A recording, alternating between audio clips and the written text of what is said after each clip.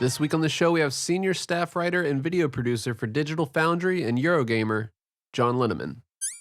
And if you're enjoying the show and want to help support it, make sure to check us out on Patreon at patreon.com/Kojima Freak.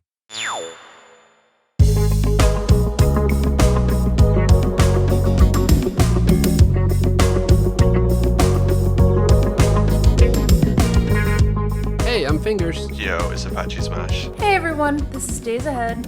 And I'm Nitroid. You're listening to the Kojima Frequency.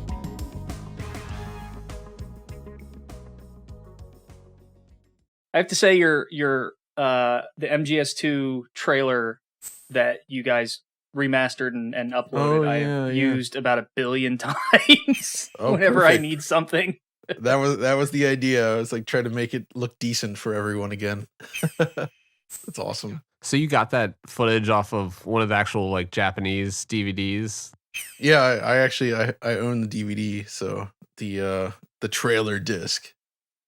Now, was that the one? I know they put the trailer out on VHS, and I think they had a DVD release, but they also shoved it in the DVD that was in the premium package. Is that the one you've got, or was it the standalone? Nope. Mine was the standalone one released before the game came That's out. a hard one to find. So, yeah, it's that original one. So, with the Zone of the Enders stuff on it as well, and the whole Road to E3 stuff. That's all on there. It's still hilarious to me how many people bought Zone of the Enders just for that demo. I know, but Zone of the Enders was good. It was. But yeah, like you're right. That was a huge deal at the time. It was just the demo. I was just thinking about this the other day with the whole demo thing. Like, man, this little slice of gameplay is so perfect. I'd like to see more games like that. Yeah, when I think of that game, and I mean, that's my favorite game of all time, still, the first thing that comes to mind is the lounge with, the bottles up on the shelf, and everybody talks about the cup of ice, and just that little room is such a fun playground to see all the things that they were doing with the system. Yeah, there's so much granularity there, and it just really showcases like the headspace of that time period, where it was like trying to solve interactivity and add all kinds of like just things into the environment. I mean, it kind of carries over into the same mentality you saw with Shenmue, right? Yeah. Where it was like, oh, here's a house and you can go inside every drawer. There's no point to it, but that was the mindset of the year 2000. Yeah, and that made everything feel a lot more real. I mean, now, yeah, we've got these huge sprawling environments and you can go and do whatever you want, but when you stop and try to smell the roses, there's not as much there. Exactly. So, I mean, you said that you've been doing this for 10 years, and it really shows in a sense that, I'm thinking about in particular, like your videos for Digital Foundry, sort of comparing different consoles, the way you have sort of that split screen there. It seems like it takes so much work and effort, not just to, gather all of this research and information, but seeing, those different, like you said, granularities, things that are on par there. Yeah. Not to ask you to display the Krusty Krab recipe or the secret sauce, but what goes into that work? Oh yeah, no, I don't mind at all. So yeah, that's just comparing things against other things is, that's a big part of it. Not the only thing we do, of course, but that's a big part of it, right? And, obviously that just requires a lot of meticulous capture, where you try to create shots on one version that can be easily duplicated on another, so it's like, especially if you have a bunch of versions to compare, which every console you add to the mix, it gets more complex and just more annoying, if you will. That's another thing. And I know we're going to keep using this word granularity now. I love it. I love gradients personally, like word art gradients. So this works for me.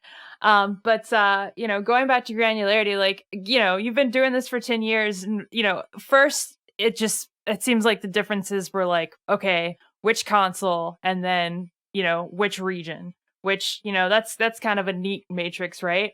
And then, we go into this age and it's like you have this version of an Xbox, you have a Series X, you have a Series S, you have, with these like enhanced editions with, you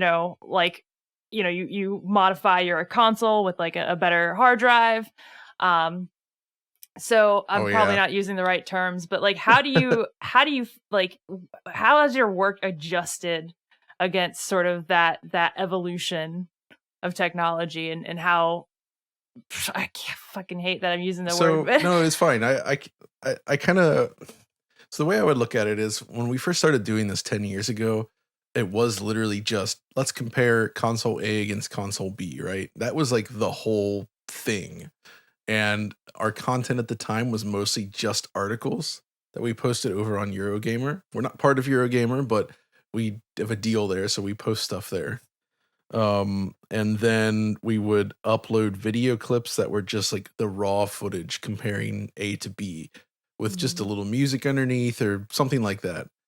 And then, I think it was before the PS4 and Xbox One launched, we started to do an occasional voiced over video on just a couple things. And, we did that occasionally off and on, but it wasn't the main thing. But then I guess it would have been in the summer of 2015, I think, was when we really kicked it off and started doing more of that. Mainly because like I was doing that in my spare time because I was getting bored of just doing articles where it was literally just like we were just generating data basically, right? And I thought that was kind of getting boring, to be honest. And so, we kind of evolved as the technology did, right? Because as the newer consoles came out and with each new revision and the differences become less and less important, I think, because every version is good, where to some degree. Whereas back on like PlayStation 3 versus Xbox 360, the PS3 got a lot of bad ports at the time, right? Yeah. Unfortunately, and they were often real bad, and like that was almost like just, oh, this is consumer advice more than anything else. But now it's like, well, the stories have changed. That isn't that interesting anymore, which is why I don't do that many normal modern platform comparisons anymore because it's just not as exciting and people just fight about it online. So I'm not really interested in doing that. That's, thankfully Tom and Oliver are champs and they love to do that. So that's what they do It's most. kind of ridiculous that people still fight about consoles online like that. Really Yeah, it's like, means especially anything anymore. when they're all good. I mean, Yeah. maybe the Switch versions of games. Yeah, sometimes those are not so good. But I was watching the you know. the GoldenEye video, and yeah, it was like on some of the things that they're doing on the Switch versus just you were showing like how like downsampling can just be like a better solution to all of it. Like, Yeah, that Nintendo's emulator for N64 kind of sucks. A little bit. So It's funny you it's brought all up right. the PS3 360 thing. I had a friend who used to work at EA in is it Tiburon? Is that how you say it? It's the Yeah. studio in Florida where they worked on the Tiger Woods games. And he told me once that what they would do, because the PS3 architecture was so unruly and difficult to work with, is they would almost never develop anything natively for the PS3. They would always develop it for the 360 and then port it because it was an easier process. So that may have been true at first, but from what I understand, a lot of developers actually shifted to do the opposite over time. Really? Because if you got a game running well on PS3 first, it was a lot easier to bring it to 360 and have it be performant. Whereas if you started on 360 and tried to architect it there, and then you have to try to figure out how to make it work on the cell, then you were in for a bad time because the 360 had a better GPU in it, basically. Right. And you had to do things a little differently on the PS3.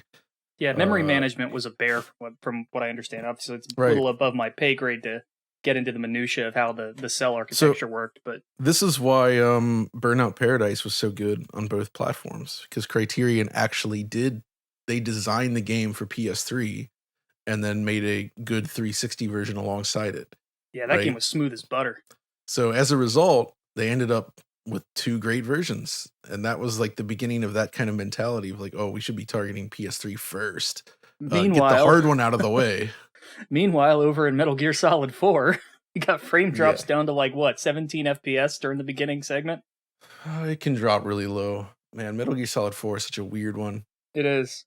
I actually think that Metal Gear Solid 4's the engine behind it just seems like a big old mess. Like they really struggled with that because you go look at the Phantom Pain, which has a PS3 release, and that looks and runs significantly better than Metal Gear Solid 4, right? Oh, it's crazy how good that runs on a PS3. Way better. Like, I'd rather play it on the newer machines, of course, but it's really good on PS3 versus what you get with MGS4, which everything's divided up into these tiny maps. It all kind of it runs with an uncapped frame rate that's like all over the place. It just has so many technical problems. It's really kind of unreal. It's clear that they just couldn't quite come to grips with it to do what they were trying to achieve there. So there have been a lot of stories about what happened there, and it's hard to tell what's true. But one of them that seems to be true is that they developed that initial tech demo for MGS4, that video. That if you go back and look at it now, looks so wildly different from what came out. Yeah, that was running on a PC. Yeah, PC hardware.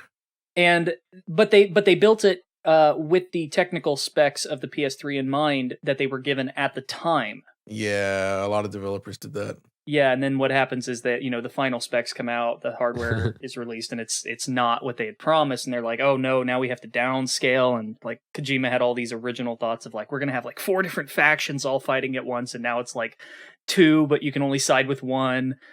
And yeah, it's funny to look at it from that perspective, and then look at, like you said, with the Phantom Pain on PS3, because again, I don't know too much about the detail here, but from people I've talked to who have really pulled that game apart, there are remnants of MGS4 code still in there, and it looks like what they did was like they used MGS4's engine as sort of a starting point for developing Fox Engine, which I mean makes sense. They've sort of already always done that.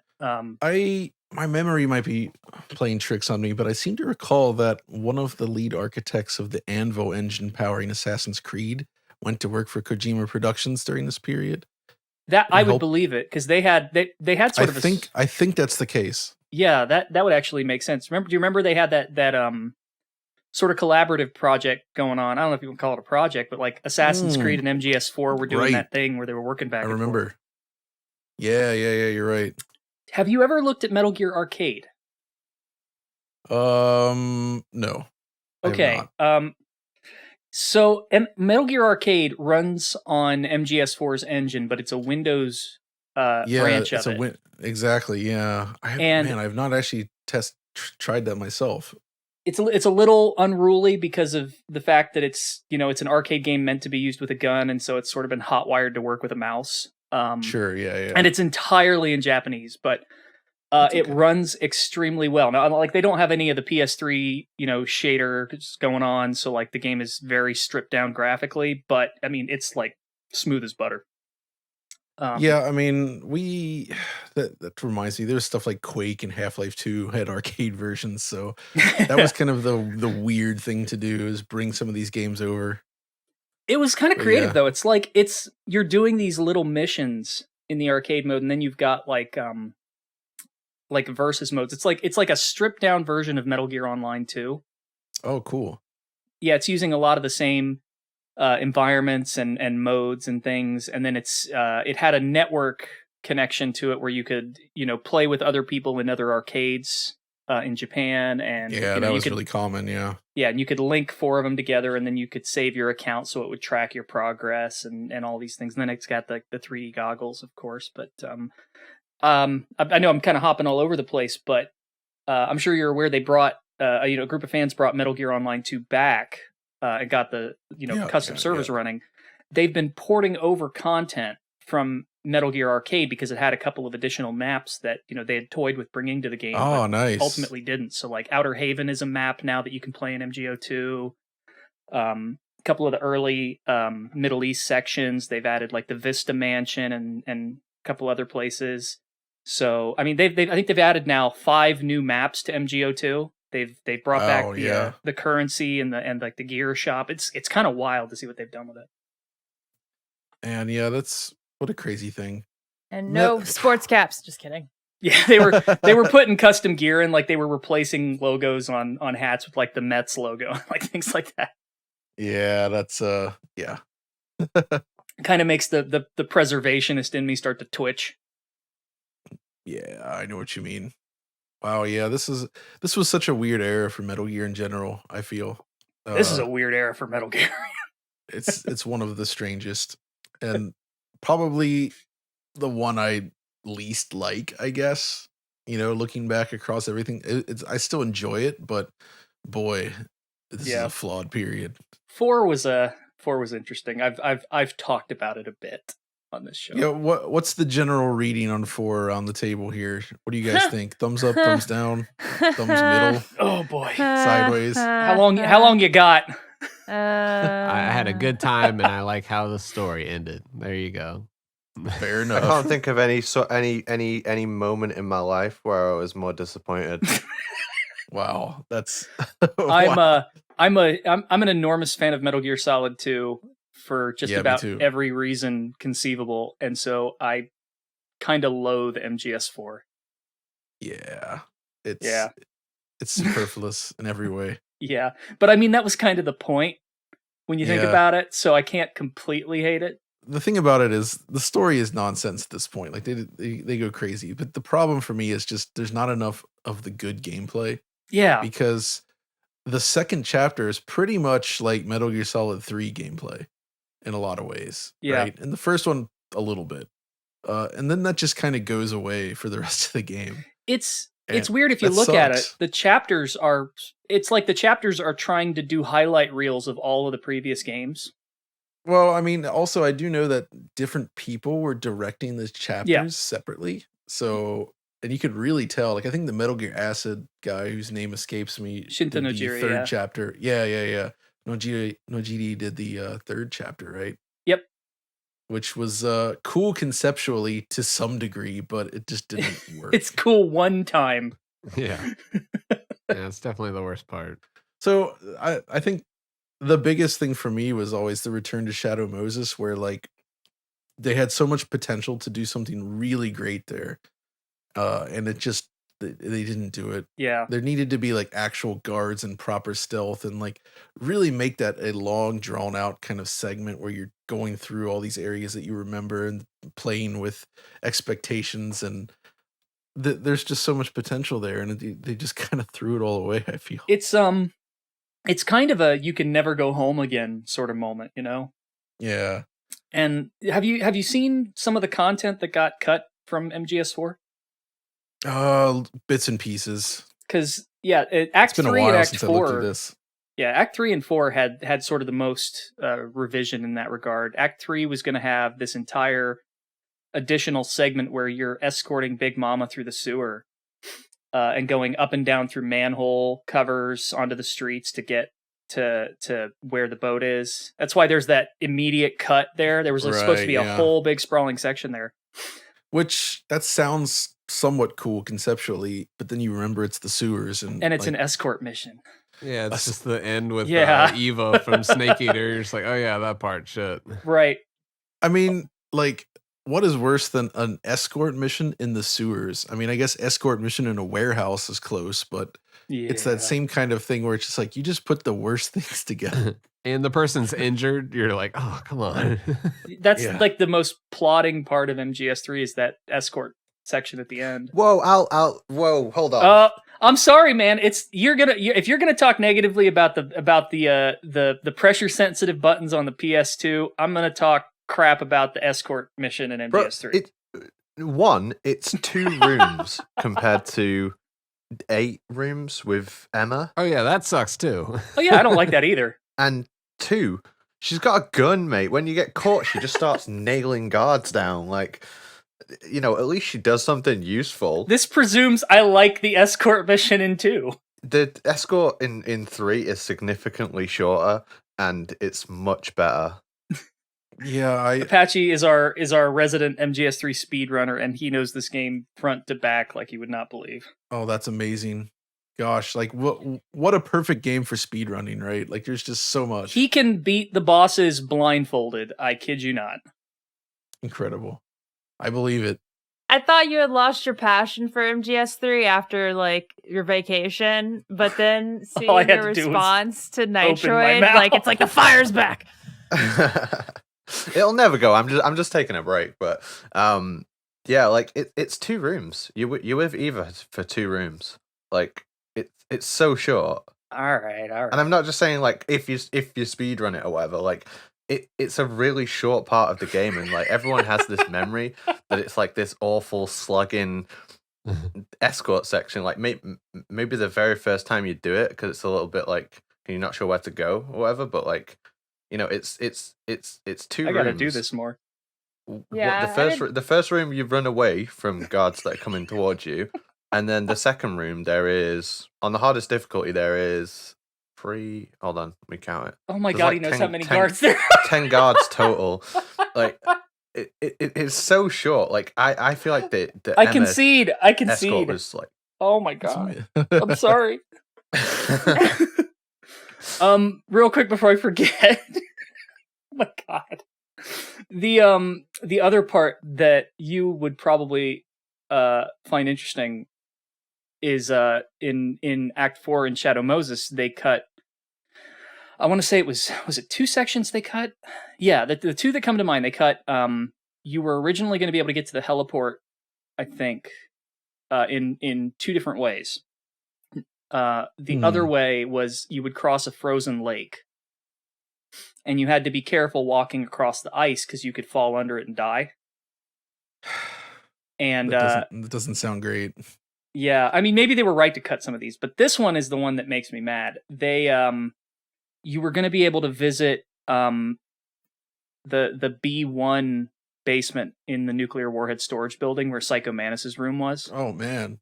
And if I remember right, somebody recently was able to extract the collision data from that. So, I mean, there's a lot of content left over in the game's code that you can sort of peek at. They've got codec conversations and, you know, I mean, they'd recorded a lot of this in English, which is kind of shocking. They're like one of the conversations that's, I've heard people say you can get this in the game, but I've never seen it, is, you get a call from Otacon saying that Dr. Madnar apologized for what he did in Metal Gear 2 and that his daughter Ellen was doing fine. Oh. And like that's one of those weird things in 4 where they mention Dr. Madnar and you're like, wait a minute, what? Didn't he die? Didn't they say that he was living in like close to the neighborhood from Act 3 or am I Yeah, that's why they were there, and like Raiden's like Eastern Europe and like everyone immediately knows he means Prague. Like Eastern Europe's big, dude. Yeah, exactly. Sorry, I could talk about MGS4 good and bad for a very long time. That game has such an interesting development history. I wish we'd gotten the document of Metal Gear Solid 4 like they had initially thought of doing. Yeah, I love that stuff. I wish they'd done a substance of it, like, you know, substance. Right? Yeah. There were rumblings that they were going to for a while, but like there was even there was this weird copyright filing or trademark filing for Metal Gear Solid Existence at one point around that time period, and everyone was wondering, oh, is that going to be the double dip? But nothing ever came out of it, and it wasn't the subsistence disc thing. Like it was long after that, so I don't know. But I guess if you think about it, MGO2 everybody was waiting for that 360 version. Right. We had Ryan Payton on, and we talked to him about that, and they had actually done tests running MGS4 on a 360. Of course, I'm not surprised at all. People can make fun of that 360 version all they want, but like if it had happened, we would have it running on the Series S now. Like we would. Yep, you're right. Possibly, dude. Yeah. Something about you saying that just made my heart drop. Thanks for doing that. I just love that meme of like the 40 CDs, you know? That is funny. It wouldn't have taken that much, obviously, but Oh, no. it definitely, I mean, there would have had to have been cuts for sure, but in terms of the amount of content. They talked about how, like, you know, this is the first PS3 game that needs a double layered Blu-ray, and it used like 26 gigs. Yeah. Most of that disc is blank. Yeah. Which means what? So- That Guinness World Record's fake. Guinness records are bought and paid for, as you Yeah, well those are- know. those are Okay. not- Wait, are you telling me that the record for the most games, most worked Here we on go. games, is Uh-oh. a farce? I'm gonna stop. Well- I'm gonna stop. One day I'm gonna not mention Tommy Tallarico in these shows, but today's not that day. Next episode's not going to be that either.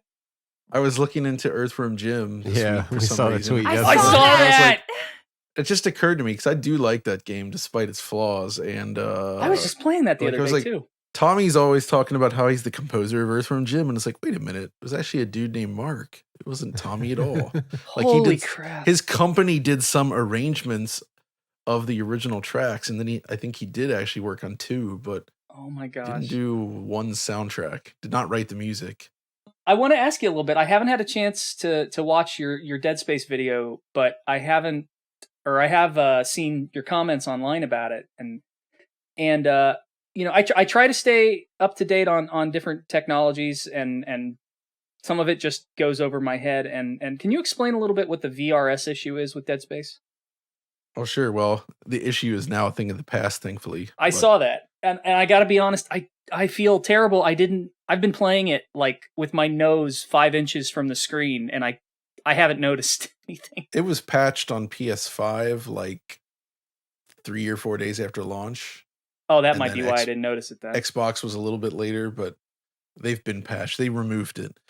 So variable rate shading is just a method for improving your shading rate by not basically it's like reducing the amount of shading work done by the GPU based on various criteria in terms of what's being rendered. So like a dark, difficult to see area could be rendered, using a basically lesser shading to improve performance, to put it simply. The problem here is that the way they configured it, it just created a very noisy, ugly image. It didn't seem to be working right. Almost like it was directly being written to like one of the main G buffer layers or something. I don't know. It's weird the way it looked. Yeah, I saw it made it look like really fuzzy and just it took out all the sharpness. Yeah. Yeah, I could tell from your pictures. Yeah. So a really simple way to think about it is like something that's bright, you'll have a pixel that's like a single pixel. And then in a dark area, you might have like a 2x2 grid where like one pixel becomes basically 2 pixels in each direction. And it's like a grid that expands and contracts based on what's being rendered. So like things that you wouldn't normally be able to see clearly can be rendered using a lower resolution, chunkier looking grid, basically. Oh, that's wild. So it's kind of like dynamic all over the screen, but it just didn't work very well in this case. And so it ended up looking all chonky. Yeah, basically. So I've been playing it on PS5, and I've just left it in not performance mode because I kind of prefer the slight improvements. yeah, sure. No, it looks really good that way. And the 60 FPS. I don't know what it is, but I know this is gonna get somebody talking. But playing it with the higher frame rate just it looks weird to me. Man, as a Metal Gear Solid 2 fan, I know, so you right? say I'm shocked to hear this. MGS. I think maybe it's just, I don't know. I think style does play into it a little bit. Yeah. If something is hyper realistic, high frame rates kind of make it look less realistic to me. Whereas if something is stylized, the higher frame rates sort of play into it. Like MGS2 sort of has like a timeless look to it because of how they designed everything. It's like, obviously they were shooting for making something somewhat realistic at the time, but it's got, it's hard to explain. There's. I think I kind of know. Like, I was just watching that Phil Tippett documentary. Yeah. And, they were talking about how they would, if they shot the puppets in like real time, it was like, this doesn't look right, so they would shoot it, in the high frames, and then slow that footage down, and then like that gave it that like extra look of like creepiness, kind of. There's a subtle interpretive quality to it that even in something like Death Stranding, it has. Like you look at some of the more advanced games that are like super hyper realistic. You look at like Naughty Dog stuff, right? Yeah. And there are still a lot of moments where either due to the animations or the lighting, it just something dips into the uncanny valley. But with Death Stranding, it rarely does that, and I don't know why. Maybe it's a personal taste thing. I don't know. I think it's a personal taste thing. I mean, there are moments like it's whenever they make really extreme, emotive expressions. Those are sort of the weird moments visually for me. But it kind of there's something about the way that they make games and they style things even when they're going for realism that there's a surrealism to it that just allows them to get away with more visually. I don't know. I'm kind of rambling. It could be something like that. Like I'm hearing this discussion and it's interesting because I'm thinking of it in the context of a Hi-Fi Rush. Oh yeah. Because that's also very stylized, but if I remember correctly, it's the FPS is also sort of like weird. They're doing like a Into the Spider-Verse. Into the Spider-Verse, yeah. It reminds me of Into the Spider-Verse. Yeah, I mean I like that idea, and that's also been used in the Guilty Gear games for a while since Xrd. And the whole idea is that so normally when you make a 3D character and you rig them up and animate them, like the 3D engine will interpolate between frames automatically. Even though that wasn't always the case. Like Quake 1, the original, did not have interpolation at all. But essentially what they're doing is like setting a bunch of keyframes, I think, where it's like defining like almost like you would if you were doing 2D animation. Right. And then they're only showing those. Yeah, so they only show those keyframes with the model instead of interpolating between them. So there's no smoothing between frame 1 and frame 2. But they're smart because they don't use that during the 3D gameplay. Because that actually it's good in Guilty Gear because it's like a 2D fighter, but the game Sable did that and it ends up feeling awful. I think when you have that kind of animation style during the gameplay in 3D, it doesn't feel right. Yeah. Guilty Gear, I mean, that's the closest I've seen anybody get to sort of trying to make a playable anime, which I know is sort of where everyone's in those genres is trying to steer towards. I've been saying that for years. Like, I don't understand how somebody hasn't attempted to make an RPG in that style. Right? Like Namco with Tails or something. Like, that feels like that's perfect for them to take that approach. I think it would be tough though, because if you actually look at those individual frames, they're often done in this like weird way where it's kind of stretched. And if you look at it from any other angle than the very specific angle you're seeing it from, then it breaks. Right? Like in Dragon Ball Fighters, like I've seen a lot of people like moving the camera to show how weird it can get, where like Goku's arm will be like 4 feet long.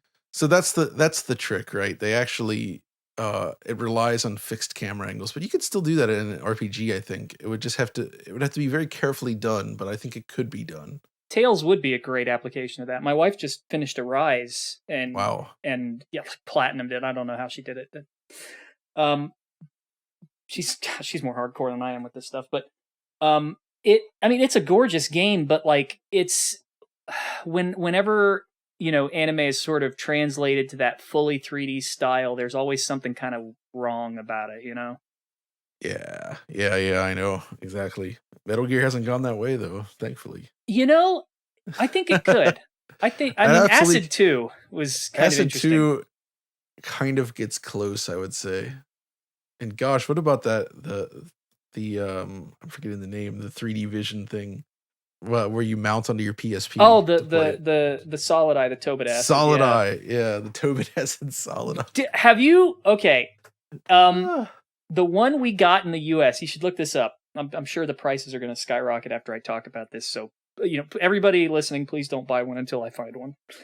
But the Metal Gear Acid 2, the one we got in the US, you know how it comes with that little cheap cardboard 3D glasses thing, right? Yeah. The one that they got in Japan was actually like in a separate sleeve that came shrink wrapped with the game. Oh yeah, that's right. And it's so much higher quality than what we got. Yeah, that was pretty cool actually. That came out when I was living in Tokyo at the time, I remember, and I actually have the official soundtrack for Acid 2 as well, which comes on two very bizarre colored cases. Like one is like pink and one's yellow. Yeah. And then, those are the sort of like theme colors for the games. Music. Those albums are like B-sides for MGS2. It's so good. Right? It really is. I love it. Awesome stuff. Before I kind of move on, I know I'm talking I'm just rambling today, but I'll shoot you a link to this later if you're curious. But MGS1's score, there was sort of like the cutscene score and the gameplay score, right? Yeah, of course. Recently, some fans got a hold of the studio It was an overseas studio. The music for the cutscenes was not done in-house at KCEJ. Right, we knew that was the Gregson Williams related stuff, right? Well, no, this was MGS1 before Gregson. Oh, Williams you're talking came out. MGS1. Yeah, MGS. Oh, I yeah. thought we were still talking 2 here. No, sorry, I kind of hopped. MGS1, had sort of a similar thing where they had sort of like the cutscene music and then the gameplay music, and then the soundtrack only had the gameplay music. Yeah, all the gameplay music for sure is done using I think the PS1 sound chip. Yeah. But is any of the cutscene music pre-recorded? Yeah. And they got in touch with the guy who it was outsourced to about, I want to say, a year or two ago, and got a hold of that entire, for the most, I think it's like 90% of the music from the cutscenes now you can get, because he just put it out as an album that you can download. Interesting. Yeah. I'll shoot you a link to that too, but it's like, I don't know how Konami hasn't like struck this down, but you can just go on Apple Music and look it up. That's wild. And it's all the cutscene music. Actually, while we're talking Metal Gear Solid 1, I am curious to hear what's your take on Twin Snakes? If we can open that can of worms. Creative idea. But man, they had to make that in like the span of a year. Yeah. Yeah. I think it's a good argument for why remakes aren't always the best idea. But like, I don't have a problem with the cutscenes. Honestly, I think the cutscenes are the redeeming factor because they're a lot of fun. You know? They're totally fun. I love them. And it's so funny too because the director Ryuhei Kitamura was originally just directing the cutscenes sort of 1-to-1 with the originals, and Kojima had to come in and say, no, I want you to go kind of wild with them. I hired you for a reason. Yeah, it was so Kojima's the reason they're like that, not Kitamura, which is really funny. With Twin Snakes, you can really tell that those environments were not designed with MGS2's engine in mind, because it's such a weirdly balanced experience that goes from, just laughably easy 1 minute to absurdly hard the next, depending on the situation. It also doesn't feel very good on the GameCube controller, if I'm honest. Oh, God, yeah. Because they had to sort of like make up for the fact that they were missing some buttons and they didn't have the pressure. And they use that awful Z button. Good Lord. Well, I will say this, like, it put Metal Gear Solid into Nintendo households during like an insanely good era of games. So like the games that were coming out in the GameCube the GameCube has a small amount of titles which are like some of the best games ever made. Yeah. And it's got a bunch of good titles as well. So like if you were really into games, you would want to have a GameCube. And there was a lot of people who sort of stuck with Nintendo for their consoles who would then get their hands on a Metal Gear title. And a lot of people were introduced to the series through it. So I think it's really cool. And also, the menus in Twin Snakes are more responsive than Metal Gear Solid 2. Every time you open a menu in Metal Gear Solid 2, there's a small amount of delay that isn't present on Twin Snakes. So that's pretty cool too. Yeah, but Twin Snakes kind of runs terribly. That drove me nuts because like Metal Gear Solid 2 is a 60 frames per second game, and Twin Snakes wants to be that, but it drops frames like all the time. It does not run well. Yeah, it's kind of better to play it emulated. I never really noticed the frame drops, and like, dude, there's frame drops the whole game. There every is frame screen. Drops. I think it's all over the place. The example I think of in particular is the first tank fight. Yeah, whenever the explosions go off. But Metal Gear Solid 2's got like horrendous. If you want to go it's that, no. Metal Gear Solid 2 has parts where everything runs slow briefly because it's choking on the engine, but what Twin Snakes does is it skips frames, so it ends up looking like 30 frames per second most of the time. Like even from the very first room, like you're instantly getting these lurches between 30 and 60, and it just does that the whole game. And every large scene is like that, where it just drops to 30 and then occasionally it jumps up to 60 when you're around the edges or outside. And anytime combat is triggered, always it just immediately drops to 30. Handles it better than the original Xbox, though. That port of substance was rough. Oh, that was bad. I think the reason you notice it in MGS2 is because it continues to draw every frame. So when it does slow down, the game speed is affected and it actually runs slow. Whereas on Twin Snakes, it doesn't run slow. It just looks choppier. Right, I was about to say as well, I think like all of my hours on Twin Snakes have been mostly on the emulated version as well. Oh, it emulates like a dream if you can get it tweaked right. Yeah, because it has no frame rate cap, emulators basically fix the problem, right? It's just on real GameCube hardware, it runs really bad. yeah. I think that, like my memories of playing it on the GameCube are like decade old or something at this point. So I just didn't remember it like that. No, But yeah, you I understand that. I will say this. I mean, look, I'm a little biased, I'll admit, but I kind of think most Metal Gear games, even the bad ones, are better than most other games in general. So even with Twin Snakes, which is, I could complain about it for hours, I had a good time with it. Yeah, see, that's my take. Is like I actually love these types of remakes, even when I think it's worse than the original. I don't care in the sense that the original doesn't go away, right? You don't lose access to it. I think we're better off having two interesting versions of that game as opposed to just the original. Yeah, I would agree more if the older games were more accessible. And I don't just mean Metal Gear. I mean in general, because you're right that they don't go away, but if they're not being re-released, they sort of vanish from the conversation in a sense. That's not a problem for Metal Gear, though. I mean, if anything, not really Metal Gear, right but now it is. the Twin Snakes is the rare and expensive one. Yeah. That's the one that's way harder to get compared to. Can't buy 2 or 3 right now. I think a better example of this would be Resident Evil 2. Yeah, see but even there, you can still, I think, get that on like PS. So, man, this is tough for me to talk about because I have every console here, right? And I have all these games on discs. Like, for me, all of this stuff is as accessible as anything that's new. So it's not something that really pops into my head. Like, if it was made, that's fine. It's only really inaccessible if a game was like extremely rare and expensive and just I missed out on it for whatever reason at the time. But you're right. For the greater audience, that does become a problem.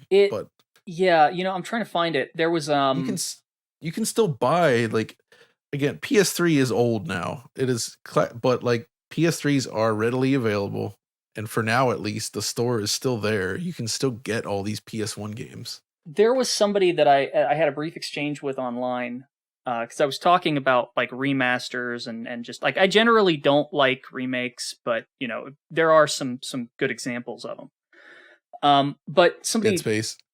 Dead Space is man, there's a lot I like about that. There's just stuff I don't, but yeah, that's one of the rare ones that I've actually been impressed with. I really want to talk about that, but somebody I was talking to sort of pointed out something that I think, at least I took for granted, which is that, these are sort of first world problems for a lot of gamers. Like we've got access to these consoles and games and the newer hardware. And, this is a conversation that is easier to have when you've got that kind of access. And then, I was talking to these guys just briefly and they're like, we don't have these new gaming systems. We don't have PCs that we can even emulate on. We don't have access to this. You live in South America, video games are a luxury. So what do you do, Yeah, that's right.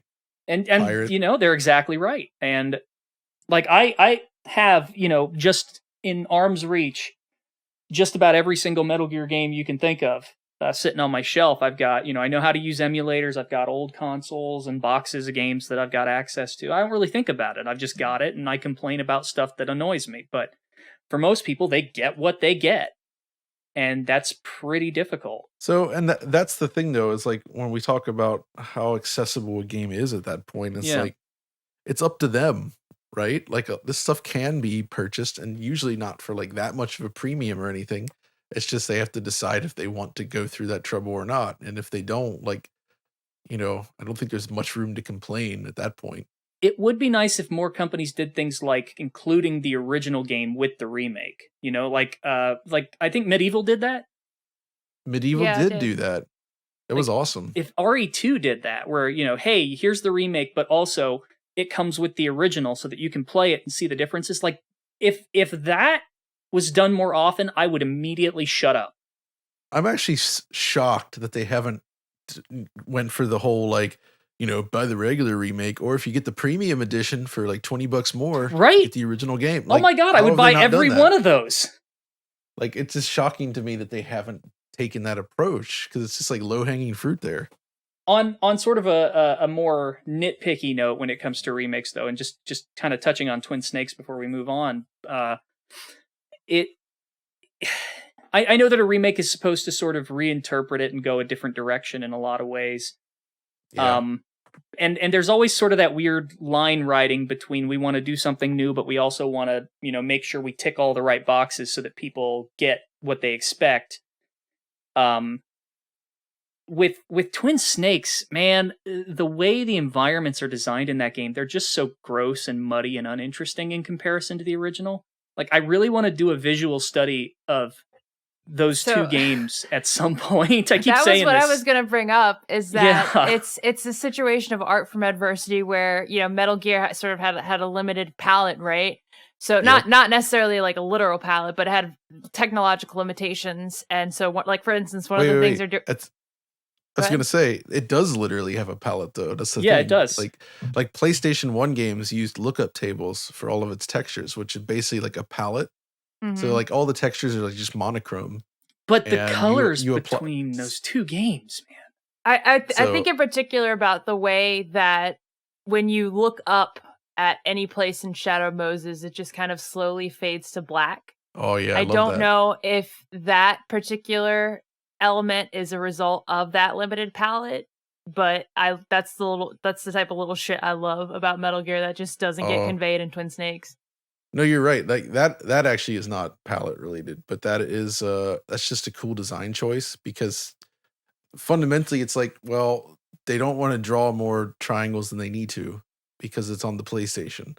So they found a way to sort of like cap off areas that actually ended up looking pretty darn cool, right? Right. Like there's a noir-esque quality to it.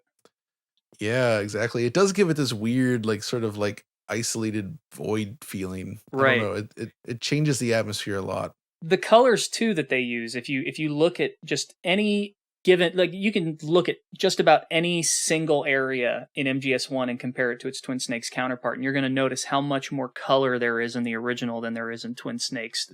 The Twin Snakes is very very cold. I mean, you can tell what they were trying to go for, because Shadow Moses is a cold environment. It's supposed to be sort of this industrial thing, and I think they were going after the Metal Gear Solid 2 style. Yeah, which I actually love. Like, I think that's cool. It's just even 2's more colorful though. No, 2 is more colorful. I'm curious though, like, how much I haven't investigated this closely yet. I really want to, but like Silicon Knights handled the development on this. Yeah. But like, I forget, or I don't know if I know, like, if this uses technology from KCET at the time, from Kojima's team. Is this running on Metal Gear Solid 2's engine? It is. It was KCEJ, but yeah, they essentially KCEJ, right. Yes. But it is MGS2's engine. So that's the part that always confused me then, because like that was made in Japan, right? Right. And having a Western studio work with an engine that was coded and commented all out in Japanese, most likely. Yeah. Like, how did they actually make this work? That's what baffles me. And they did it in about a year too. That's what I'm unclear on. I don't want to say too much because I've only heard little bits and pieces here and there. It's just conversations I have with people who have had conversations. So you have to kind of take it with a grain of salt. But from the people I have talked to who know, again, a little bit more about what was going on with this, it was not easy. It was difficult, but they did have, a fair amount of support. Silicon Knights handled the gameplay and KCEJ handled the cutscenes. So, I mean, it was still sort of a collaborative effort. Silicon Knights didn't do everything. It's just, they had to take this engine that was built for PlayStation 2, right, which was a very different architecture than the PowerPC based GameCube. They had to convert it to make it work on the GameCube. And fundamentally, there's going to be differences in the way that things are just handled between the two machines. So they had to get into this engine that wasn't theirs, make it work on another platform, and just, I don't know. it's actually it really made me actually have a lot of respect for what Silicon Knights achieved, because that is an insane task that they were given. It's funny, there's a precedent for this sort of a hey, we're just gonna shove this onto another team and let them sort of figure it out type of situation. Have you ever played the PC port of MGS1? Oh yeah, the the Microsoft published one. Yeah, it's kind of a nightmare, right? Yeah, I heard stories about that. That was that one small company. Really want to get somebody from that team on this show. The last time I played that, DRK called out that on that version, like I forget if it's you do a light punch on liquid, and the sound registers is like you hitting a guard. So instead of hearing liquid go, oh, you hear a guard go, huh. Yeah. And well, they didn't have the sound tools. They weren't given any of the sound tools in time. And like one of the things they had to do to get, I'm going to mess this up, and I've got a friend who's probably going to listen to this and be like, "You got this detail wrong." But one of the things they had to do, because they didn't have access to the things they needed, was they had to get the music by pirating it. Yeah, and that's why it loops so horribly. Yeah, that's why it's such bad quality. The music on, like I said, on PlayStation was all handled. It was like a audio done by the sound chip, right? Like they were the equivalent. It was basically, the PlayStation sound chip works similarly to the Super NES, right? Where you essentially use a sound bank. Well, no, they recorded stuff off of like Roland samplers and stuff like that too, though. For that, sure, but not all of it, right? Yeah, a lot. It's actually like it's sample based, where like you feed the samples into the system, and then the sound chip is actually the one that's like sequencing the music, or you sequence the music and it plays back through the sound chip. That's why older emulators didn't properly emulate that sound chip, and they sounded so flat and lacked reverb, and it just didn't sound right. But the PC couldn't just play those files in that way, right? So they had to pre-record all the music as wave files or whatever format they were using on the PC at the time, and that would be why they don't loop. Because if you're doing via the sound chip with sequenced music, you can loop it perfectly without issue, because it's not like a pre-recorded track. Well, in this case, I mean, he specifically said they were pre-recorded because they had to pirate the music from fan websites since they didn't get everything they needed from Konami. No, what I mean is, like, in the game itself, it's not pre-recorded. I get what you mean. When you're playing the game on PlayStation, it's not like it's playing MP3s, right? Right, it's playing the sequence data like a MIDI. It's data, right? Yeah, exactly. I follow you now. What I mean is that for the PC version, they would have, no matter what, they would have had to find a way to record the music and then play back pre-recorded audio. And it sounds like that's exactly what they did, but they had to get it from a weird source. Something really interesting I found out about the PC port recently is, how it controls 8-way? Yeah. You don't have full analog. They actually had support for it in the game's code, and it just, I guess they didn't get round to it and didn't actually end up turning it on. But a friend of mine, BMN, recently went into the game because he handles the launcher for it. He updated the launcher, put the music back in, fixed a bunch of other stuff. But he also added analog support to the game recently just by reactivating the code that was left in the game. That's super cool, actually. Did they ever? So the other big thing missing from it that always drove me nuts is that they got rid of all the post-processing effects. Like they went nuts with like the pseudo motion blur, in like fake depth of field, and they used a lot of that stuff on PlayStation. Yeah, and the PC version, and I understand why, because Direct 3D at the time was kind of a mess, so they just couldn't do any of that stuff. So it's all missing from PC, and I don't know if it's ever been restored. I know this is kind of off topic, but the analog thing. Yeah. Final Fantasy VIII had a similar issue with its PC port, where the PS1 version had true analog, and then the when it got ported to PC, it just went 8 directional. And then I guess there's all sorts of rumors about Square losing the source code or whatever. I don't know what's true about that, but the remaster of Final Fantasy VIII that came out several years back is very clearly built on the PC version because it's got a lot of the same bugs, the music issues. It doesn't have analog support. It's just so frustrating. Yeah, that was a port where on PC they just straight up used MIDI. So how it would sound, like MIDI can sound amazing on the right if you have hardware, the but right, you have to Yeah. you have to match what it was composed on to that device basically for playback. And if you get anything else, it ends up sounding kind of bad. And that was the Yeah. case in that, because I do- Final Fantasy VIII as well on PlayStation, that was all sequenced music. So except for like the end track and one or Right. two others, but I most do of it wonder was what sequenced. happened there. So the thing is, though, is like if you look at the PC market during that era, and I was playing a lot of PC games at the time, there wasn't exactly much in the way of choice for like analog stick-based gamepads. That wasn't really much of a thing at that point. So they just didn't care.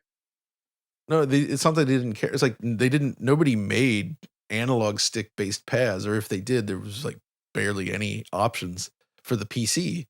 Right? Like the DualShock existed on PlayStation, but what were you using on PC? Well, what I mean is because there wasn't that, those controllers weren't common. They just didn't bother to put the analog in. Exactly. I think that's the reason. It's a combination of either like because there was no controllers basically, or maybe the DirectX version at the time didn't properly, like there could be any number of reasons, but there wasn't a lot of options for that on PC hardware at that time. What do you think the deal is with a game like that, when they do the remaster, not basing it on the PC version? Is it just easier to sort of take the PC version and wrap it than it is to go back to the source code and try to kind of mangle that's that? presuming they have the source code, and usually they don't. Just didn't hang on to it from that era? No, like Japanese developers were horrible back then about that, especially like just ditching everything that they hadn't used, or what was safe was always in bits and chunks and basically useless. Like that would have made things a lot easier, but the PC ports were typically done often by Western studios, I think, who maybe that does seem to be the cataloged their case. source code better. And as like, Final Fantasy VII was what, IDOS Interactive. Oh, right. Yeah, I forgot about that. So, I think they just did a better job at holding onto the source code for their ports. KCEJ were one of the rare examples then of a team that did actually keep a hold of their source code. They stored everything in CVS, and like they had, we didn't get a lot of this stuff over here in the US, but there are magazine articles and write-ups and things about how they would do their development. These are all in Japanese, but they've got From Show Me one time, they had a bulletin board system internally where they would, be able to post things and share tools and talk about. There was like an internal Konami BBS where they would, basically discuss development and share resources and things. And there's some screenshots of it floating around, and just like they did a really good job of sort of keeping a hold of everything.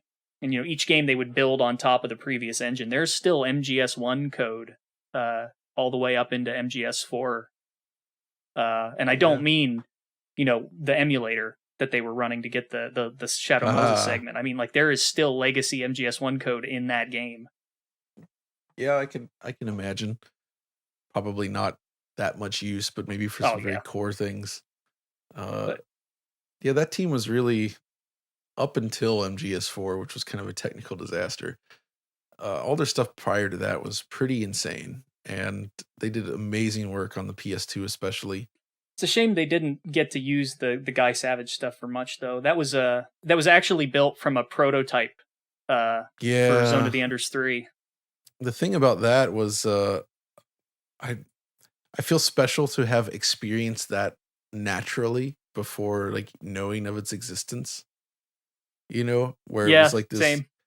Where I was playing it back then and I just happened to save in the prison and quit for the day. And then I remember coming back the next day, turning on the PS2, and just like I loaded the save or whatever, and I wasn't like paying attention to what was happening. And then I just happened to look at the screen and was like, wait, what? And it was awesome to actually get you that way. It kills me that those parts are kind of lost in the remasters, Yeah, I understand why, but it still hurts. Like we don't have the ape the monkey missions in MGS3, presumably for licensing issues. The skateboarding in MGS2 and Guy Savage in MGS3 are both running on different engines, so that sort of makes sense too. I mean, have you seen the subsistence camera that was shoved in recently? Yeah, that's cool. It blew my mind when that guy did that, and he wasn't even part of like the modding community. He just showed up one day and was like, "Hey, check out what I'm doing."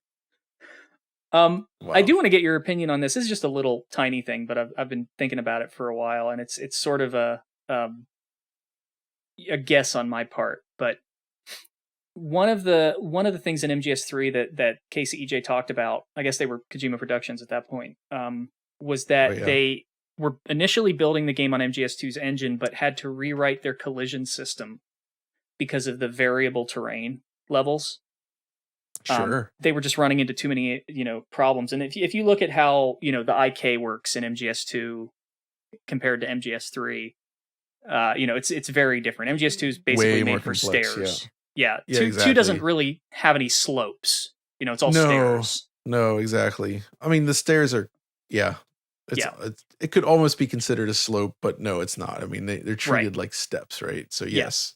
There are like a couple of very, very gradual slopes, but nothing that would really create any... Everything's very sharp angled, which Right. only requires like I can see for the IK stuff that you would want a more gradual, subtle animation changes based on the terrain, since it's so variable. Exactly. And I've wondered, like, what is it that they encountered with MGS2's engine and variable terrain that would have caused them to go that far? I mean, to be honest, like, I feel like they would have had to re-architect a lot of stuff just be to the nature of the environments. Yeah. Like, each Metal Gear Solid 2 map segment is pretty small, right? And for 3, they expanded them a lot. They're pretty big, and then they had to deal with, like, foliage rendering and, this kind of uneven terrain, and just a lot more to consider there. I think the Twin Snakes is kind of the smoking gun for what they were running into, because there are a lot of areas in Twin Snakes that have sort of heavy slopes, and like right on the heliport near the beginning, there's this embankment, and if you go up and down it the right way, Snake's legs completely freak out. Yeah, that's actually an interesting point. That because you're right, if it was limited in that way and they knew it, the designers would not have made level geometry that would break things on the original MGS2, right? But clearly with Twin Snakes, development being what it was on that, I'm not surprised that they would run into more issues there. There's a video. I don't know if it's something you guys would ever want to remaster. I'm sure you've got a laundry list of things you guys are already want to do, but there's a video that shows sort of the early version of MGS3 running on MGS2's engine. Have you seen this thing? Yeah, I think I've seen that from a long time ago. I haven't seen it for years though. Yeah, it's like it's got Pliskin in a forest, and like, yeah, you can tell it's MGS2. Yeah, that really early stuff. Yeah. Man. Wow, it's been a long time since then. But yeah. How'd you get into Metal Gear? I'll just ask that. How did I get into Metal Gear? Yeah. It was, let's see here. I borrowed a copy of Metal Gear Solid from a friend of mine. I traded him my a copy of Duke Nukem 3D for the PC, which he had not played yet. And that was it. Like, I had not actually paid attention to the series prior to that. I had not played it on NES. It was literally Metal Gear Solid. And, at that point, I was anticipating the release of Dreamcast in the West. So I initially was turning my nose up at some 3D PlayStation games, kind of being a snob there. But then I played that and I was just like, okay, wow. I was completely floored by what they were doing, especially on that hardware at the time. It really pulled me in. And they were on a whole different level. Yeah, that was it. Like, just that single initial playthrough, and I was completely sold by it. Like, okay, I love this game. Did you ever mess with any of the when you did get a Dreamcast, did you ever mess with any of like the Bleemcast stuff? Oh yeah. That stuff is so weird, man. Yeah, we talked to Randy about, I haven't done haven't put up on the public channel the video chat where we had with Randy about Bleamcast. But that dude, he just straight up reversed engineered all that PlayStation stuff without any access to official documentation or anything. He was literally just like testing the behavior of the machine and then trying to simulate everything that came out. That's so wild. It's that dude is like, yeah, he's a programming god, I would say. There's not many people that can just pull that stuff up like that. But yeah, the Dreamcast version is interesting. I think at the time, everybody with doing PlayStation emulation was still focused on, well, we'll just increase the resolution, right? Yeah. I maintain that's a bad idea. It can look okay if you're doing, like DuckStation has options to make it look decent, like the PGXP stuff, but by default, just blowing up a PlayStation game because it's still like the mathematical precision is still running at that low res. Like you just see all the polygons like not smoothly moving between like virtual pixels, and it just looks awful. And that Bleamcast version was missing post-processing effects as well. It didn't simulate that stuff well. The accumulation blur, that's what it was missing. It's funny you say that. I don't know if you've ever tried to emulate MGS3, but it suffers from issues related to cranking up the resolution. There are all these. I mean, MGS2 has a 2 a little bit, but really it's really bad in MGS3. But in PCSX2, if you crank up the res, there are all of these. I'm probably going to mess up the terminology here, so feel free to correct me on any of it. But I'll try and describe it as best as I can. But all of the effects that they did, like the PS2 didn't have shaders. It lacked for a lot of visual effects that Kojima Productions sort of had to fake in their games. Like the way they did motion blur was by like ghosting the models and things like that. Well, okay, so I mean that was an interesting time for motion blur, and like just having that sort of accumulation blur at the time with that was still pretty new actually. And even in the PC space, that was just starting to happen. Like we didn't see like the per pixel motion blur really until like 2005. Oh wow, that roughly far out? Like Trackmania Sunrise, I think, was one of the first games to ever do that on the PC. But like per pixel motion blur was really expensive. That's why we didn't see it really until the Xbox 360 era. Like Xbox 360 had a bunch of launch games with it. Like Project Gotham 3 used it right away, and it's like, whoa, this is amazing. But you didn't really see that on older consoles. Like Xbox games, they also used accumulation blur. Oh wow, I didn't know motion blur. Like that's just how it was done back then. I know another thing. I don't want to get too off track, but with the PS2, if I remember right, they didn't have bump mapping either. Except for like one game or something, like one or two games. That's a bit of a simplistic way to look at it. Like, yeah, you know more about this than I do. So you're right, though. Like the thing about PS2, and this is what I both love about it, and I can understand why some developers were frustrated with it, is that it was just like this, like an empty, I don't know, like a canvas, right? And you could do just about anything on there that you could imagine for the time. If you were creative enough with your solutions. Like I know somebody that actually developed a full-on like unique texture compression system just for their game, completely in software. And games that were, was that like a commercial game or? Yeah, it shipped. Whoa. But the thing about this is like what made it interesting is that pulling off these effects and the types of things that you could do. The PS2 had like super high fill rate and like really fast memory bandwidth for the time. So like you could do these multi-pass effects and like all kinds of crazy stuff that in a very now completely atypical way. Like and that allowed them to do some stuff that was just different looking from like any sort of other hardware at the time. Yeah, it's very distinct. GameCube has this too, by the way. GameCube's TEV has its own unique features, and so GameCube, Xbox, and PS2 games can all look super different if you really push what they can do to the limit. That sort of explains a lot, because there is sort of a PS2 distinct style, that a lot of for sure games have, but it's hard to put words to. Well, so some of the things that define the PS2 look, I would say, and some of these are just dev choices in the end, but most PS2 games did not use flicker filters. So you would get a very raw pixel image on your screen.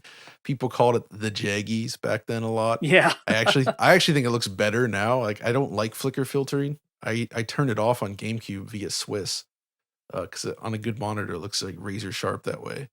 But PS2 games have a slightly more flickery, sharper look.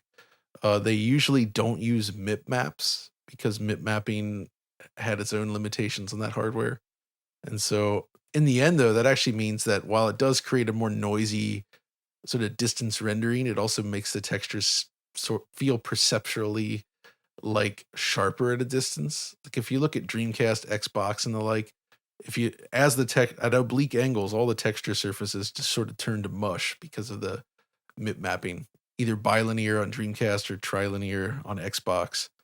It's just overkill. So, which, you know, at the time it was designed to reduce texture aliasing, and it works. It's just it really blurs the textures in a way that I don't like that much. It hasn't held up well.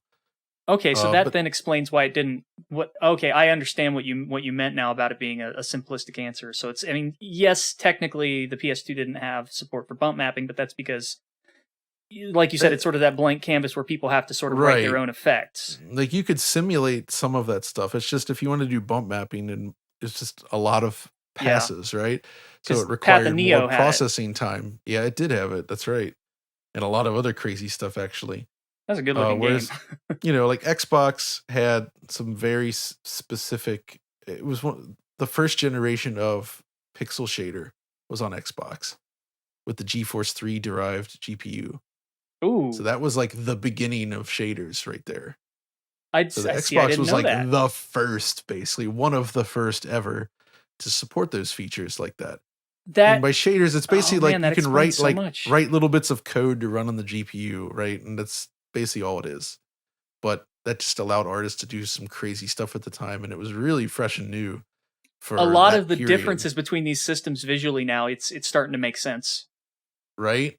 So the thing is, though, is because they're all so different. If you made a game on Xbox and you went really heavy on lots of pixel shader effects and you tried to port it over to PS2, it was going to look really different. That's why there were all these weird differences. Oh, man. But if you made it, like, you know, the way Metal Gear Solid 2 was programmed, a lot of the choices they made, like, for instance, on PS2, they mostly relied on palletized textures, similar to PS1. It was even common on PC on 3DFX Voodoo cards, where, you know, you have a monochrome texture. It's like an 8-bit texture that's just monochrome, and then you assign a palette to it. The benefit, though, is that with the palettes you could assign, you could get these really smooth color gradients. So Metal Gear Solid 2 uses like crazy, and that's how it got all those like really smooth gray and like, you know, bluish hues that with the really smooth gradient. Whereas on Xbox, they would use RGB colors or RGB textures, so the colors baked into the texture. But because of how it was stored with the texture compression, it introduced a lot of banding, right? Because the color was baked into the compressed texture now.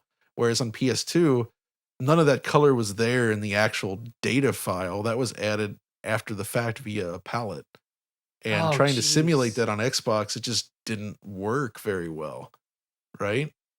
So God. That sort of dovetails back into what I was going to say about MGS3 with sort of the different effects that they had. Again, I'm probably going to use the words wrong, but MGS3 sort of has this haziness to it. It's almost like a bloom of sorts, you know? Right. And it's one of the effects that when you crank up the resolution in that game, it just falls apart.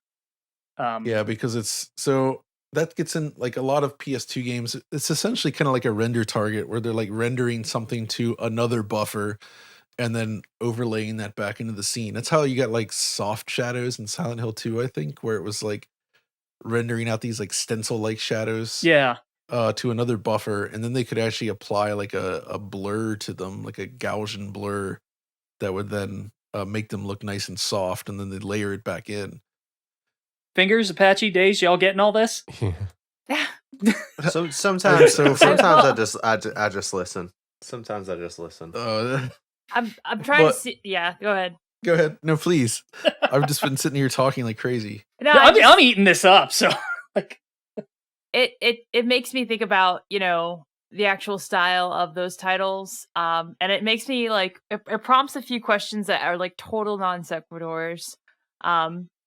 But just, I mean, I don't know what you guys are talking about. I'm not trying to act like I know what you guys are talking about, but it certainly makes me think of things. The one thing I think of in particular is I find a lot, you mentioned Silent Hill, and sorry for going off topic completely, but you mentioned Silent Hill 2 and 3 style, how it's sort of timeless, based off that technology. I realized that, this game doesn't have nearly as many limitations as those two titles, but I think about like how the texturing worked in Silent Hill 3 with particular like skin tones and things like that.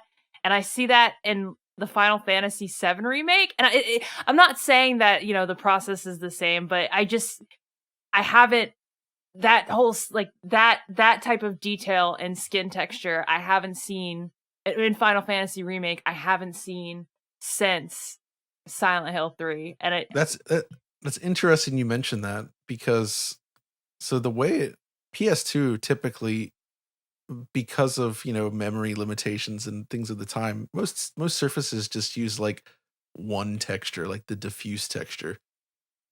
It's like you just layer on, like, this is basically a picture of something, like a brick or skin or something.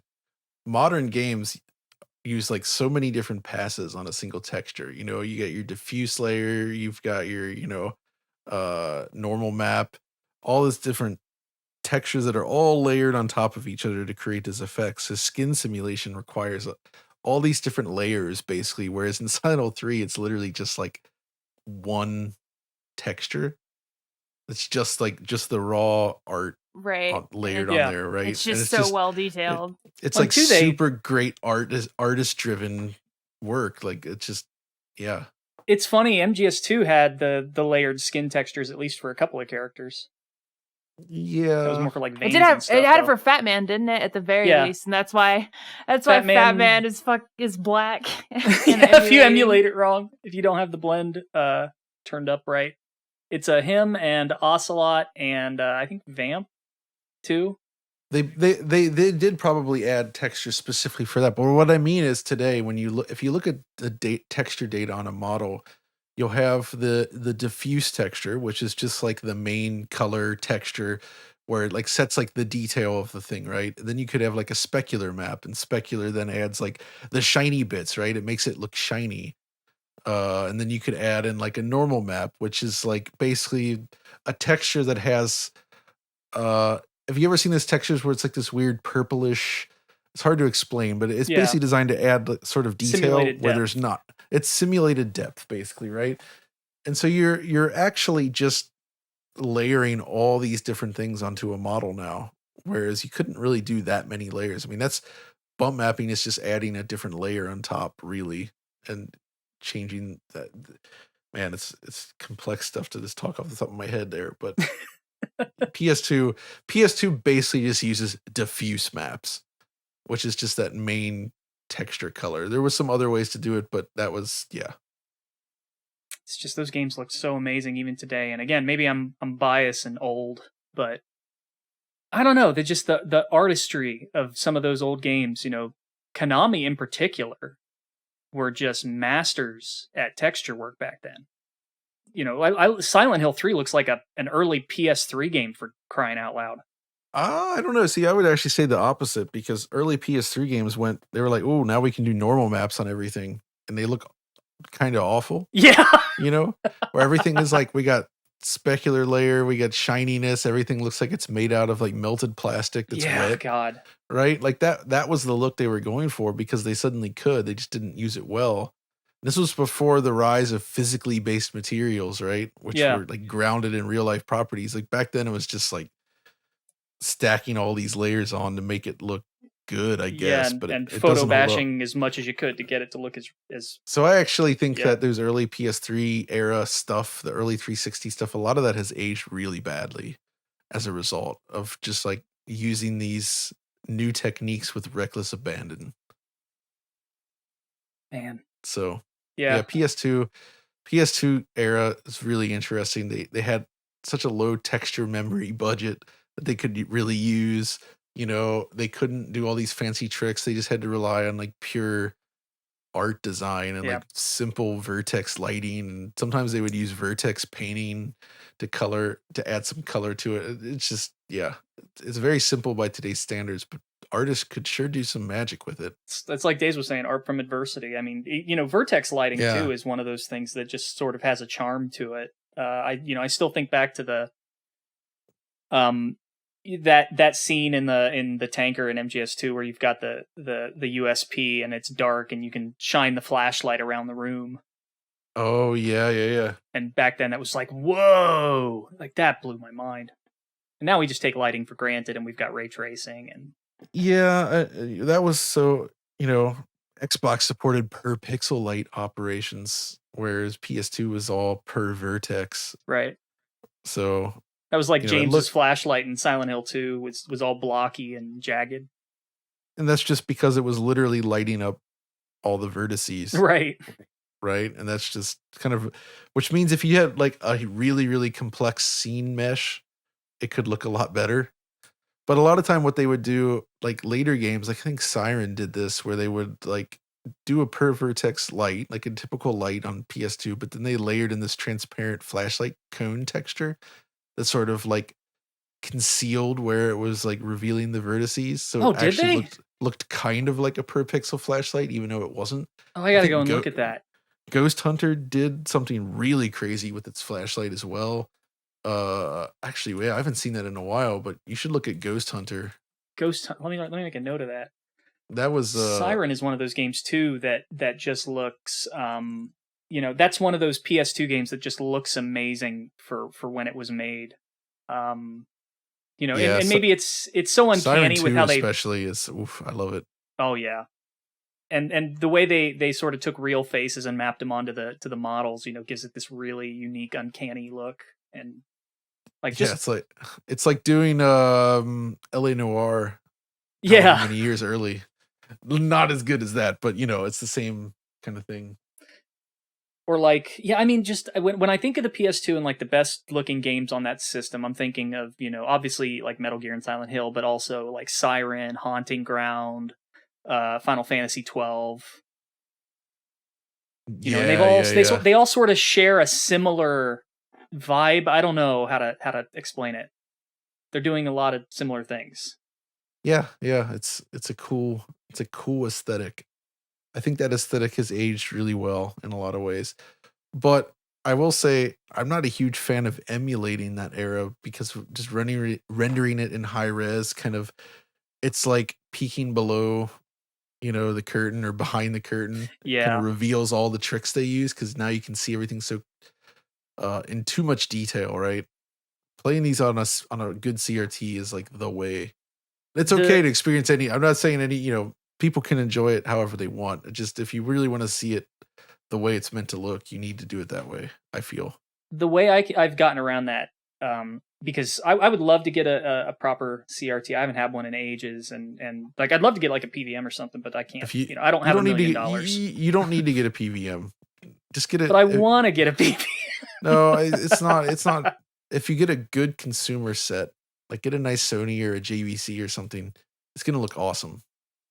I really want Guaranteed. to. When I've got the room for it, I will. In the meantime, what I've done to sort of get around that with emulating, you know, PS2 games or games of that generation, is obviously, you know, keep it at the native resolution, but then like I've got what is it called, Reshade? I've got that sort of latched onto PCSX2, and somebody ported CRT Royale over. And I'll show you some pictures later. That looks pretty darn good. Obviously not the same as the real thing, but about as close as you can get. Yeah. So in my GoldenEye video, I talked about the magic of downsampling, and that's actually a really good way to go about it, where you render a game at like a really high resolution, but then you drop it back down to the equivalent of like the original res. So like 320 by 240 for like a PlayStation or N64 game. So you get these really clean aliasing free edges on everything that looks amazing, but it's still presented at the original pixel resolution. And that works because if you think back to like, you know, a pre-rendered CGI sequence at 320 by 240, it doesn't have jaggies or bad edges, right? It has a Yeah. pixel structure, but it looks super clean. That's effectively what you're doing. Because the CRT sort of obscuring that. No, what I mean is if you can do this on an emulator. Oh, I what get I'm what you saying. mean. Okay, I'm sorry. I kind of Rather than just My brain rendering went in a high different res, direction. you like render it like 4K internally, but then you downsample it back to 320 by 240. I've got to try And that. if you do that, I guarantee. Like, check out the examples in my GoldenEye video. You'll be surprised at how much of a difference it makes. Yeah, I saw that earlier. It looks great. It's awesome. I want to ask you about GoldenEye 2 real quick though. If you look in the live chat channel, there are those the reshade screenshots. Oh, cool, excellent. You can sort of see how it softens it. I'm sure you've seen stuff like this a million times, but you know, Oh, for sure. I know very little, and I got it to look this good, and I was like, this is great. Hey, all good. So what do you make of the whole? I mean, I'm sure the video just came out, so I don't want to steer people away from the video because I think everyone should watch it, and I'm going to after we finish up here. But like, what the hell with GoldenEye? I think just some weird decisions made on the emulator side. I laughed my butt off, man, when you quoted Xbox on Twitter where they're like, you can play it with an Xbox controller for the first time. We're like, second time. Yeah. that's that's I don't want to get you in trouble or anything. No, I mean I talk about that version in this, and I captured it on a real 360. So oh, you got it to run on the actual hardware then. Yeah. I played it through Xenia, and that was a lot of fun. I think most people did, but I actually have a modded 360 that I installed it on, and I connected that up via VGA to my widescreen CRT monitor. Oh man! So at the native res, and it just looks perfect. And I bet it plays well too, right? I wish I could share this with everyone.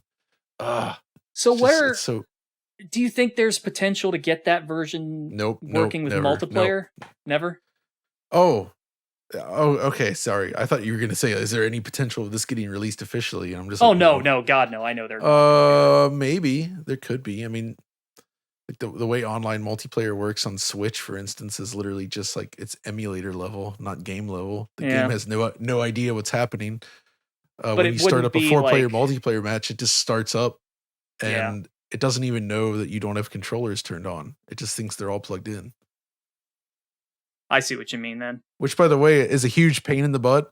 Like if you start it up on Switch and you do 4-player split screen, you're like, oh shoot, I wanted to do something else.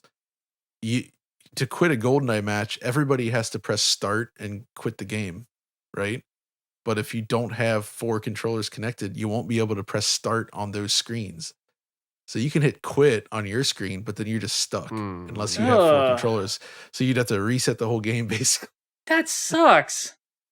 So it just presumes that if you're gonna select 4 players, you better have 4 controllers connected. Jeez. Otherwise, no go. I played the Switch version a little bit, and I just like we were saying before the show, just spitballing a little bit about GoldenEye. The N64 controller the analog stick was not the most precise thing in the world. Whoa! Let's. I take issue with that, man. Because let me just say this: it was easier it's the opposite. It's Is the it really? opposite. It doesn't feel like it. The N64's analog stick has an insane amount of range to it.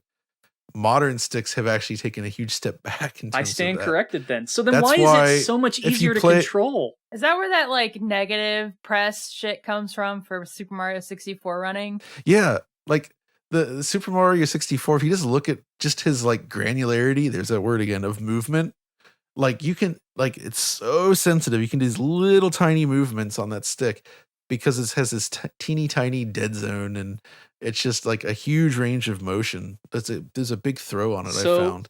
Is that why it's so much easier to control GoldenEye on an N64 controller than it is now through the Switch? Well, so it's a nightmare. I can barely move anything, and I don't remember it being this hard. Well, there's 2 things. First of all, on Switch, the initial I show in the video how to somewhat fix it, but the problem is that the controller mapping is like bonkers. Like they didn't do any custom work for it. They're just like, well, here you go. So it just has these default buttons where like the two sticks are kind of like the right stick simulates the C buttons, but the default control scheme is weird for that.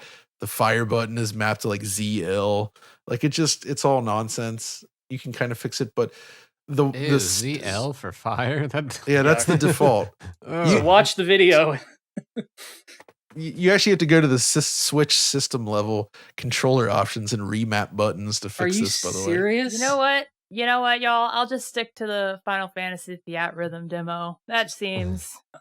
I approve. Download the Project 64. I guess ZL makes sense though, because that would be like the equivalent to like the Z button. Yep, on the Z button. Ergonomically, that's just weird. So Nintendo just uses a default mapping for some reason when they could have easily customized it. Yeah. So the Xbox version though controls very well. They did a good job mapping the controls over.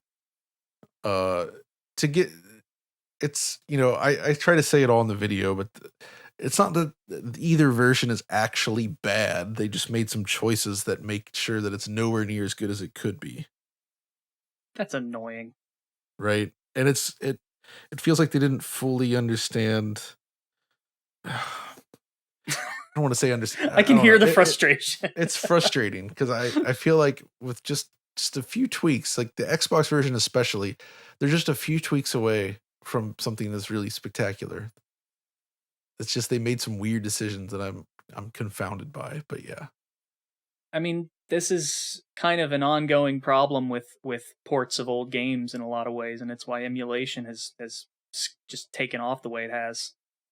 Yeah, I mean, fundamentally, that's why I mentioned downsampling, because I just don't think that a lot of these old 3D games, when you just raise the resolution, it's not always a good idea. It doesn't the art doesn't look correct. It's not the way it was meant to be seen. It's not how the artists designed it. It just reveals all the flaws in a way, like especially with something like GoldenEye, where it's very simple. Like on a Unreal N64, it's concealed enough in a way that makes it all kind of cohesive, but if you played it 4K, it's just kind of this like low polygon, blurry mess of like very simple geometry. I mean, in your opinion, why do developers seem to always take this approach to their older games where it's just sort of, for lack of a better word, half-assed? I wouldn't use developers to describe everyone, because I think some do it correctly. Yeah, we were. I mean, that's our last episode with Stephen Frost from Digital Eclipse. The work they've done on the Cowabunga collection and Atari 50. So they did great work on that. Most of it's 2D though, but 3D stuff, it's very delicate how you have to tackle it, and there's different approaches. One approach that I do think does actually work well is what Night Dive usually does.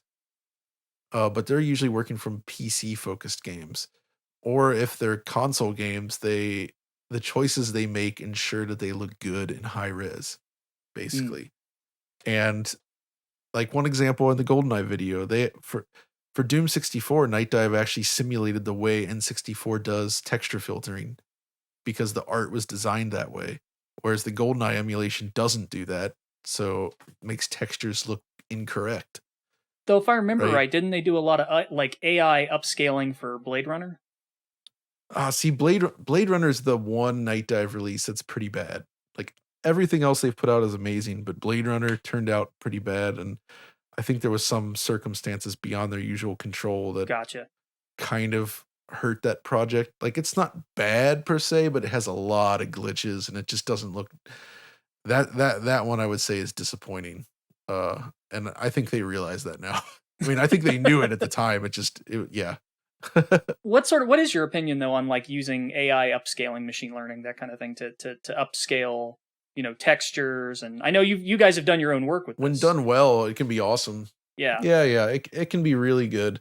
I think you have to use it carefully, and you can't just like do like a mass upscale and hope that the things turn out great. I don't know. Yeah, but the thing is like a lot of like the modding community has done better work than big companies on this front, right? Like they're really taking the time to do this stuff super well, and it's like blows my mind. There was Square did this with, I think, Saga Frontier just recently, didn't they?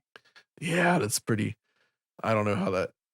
It's amazing that even got re-released. I guess Kawazu, he's more up there in the company now, so he has his way. Get the Saga stuff out there. Is there a good Saga game? Because I haven't played one. I'm sorry. Saga Frontier 2, I like. I haven't played that one. And actually, when talking about the series, I don't really think you can say good or bad. They just are. Yeah. And if you can get your brain into the right space to actually try to understand what he's trying to do there, I think there's good stuff in there. It's just ridiculously complicated, and like it's made for a very specific type of person, namely Kawazu himself. Like I think he makes the things that he likes. That. And I think that's cool. I think it's cool that he made all those games, even though they're like almost not for anybody. I kind of liked Unlimited Saga. It was that's probably the hardest one to get into, though. That one is like complete nonsense. I think it's the extreme of it that made me like it, because it's like, oh, you liked all these, what did you think about all these creature comforts in Final Fantasy X? Well, we're going to take all of those away and make the utter antithesis of that game. So, the thing about Unlimited Saga that always makes me laugh, as I only learned when I moved to Europe, actually. So Squaresoft at the time didn't have a big presence in Europe during the PlayStation era. They had some releases, but compared to like North America and especially Japan, like barely any of their games came out on PlayStation. So then they did this big push for Final Fantasy X, and it was a huge success on PlayStation 2. And from what I've heard, they wanted to follow up with their next game and give it a similar push. Like, wow, Europeans like Square stuff. Actually, we should put big money behind this. It's just that they chose to do it with Unlimited Saga. So Unlimited Saga has this big deluxe release, and it was like advertised and had big marketing budget. And I'm like, that's the game you guys went with next? And of course it didn't do that well. Would you believe I got paid $5 to take that game? True story. I do believe that. I wanted I liked the box art for the Japanese version, and I saw that this was a long time ago, but PlayAsia had a copy of it for sale for like, I think it was either $5 or $10 with free shipping. It was the import copy, and I was like, I'm just going to get that because it looks neat.